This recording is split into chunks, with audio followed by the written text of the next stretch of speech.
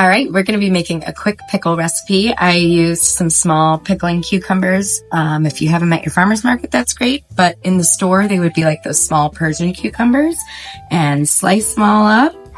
You're going to want to use a glass bowl because we're going to be using vinegar, which can react with a metal bowl. And then we're going to come over to the stove to get our pickling liquid ready.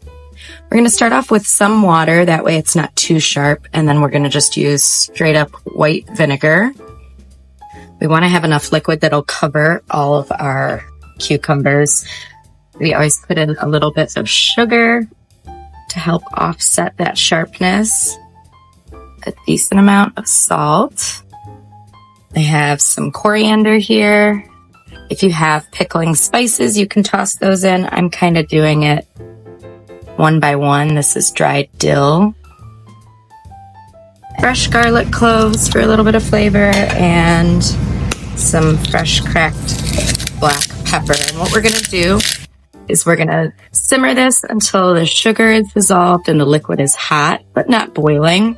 And we'll be ready to pour it right over our cucumbers. All right, we've got our pickling liquid here.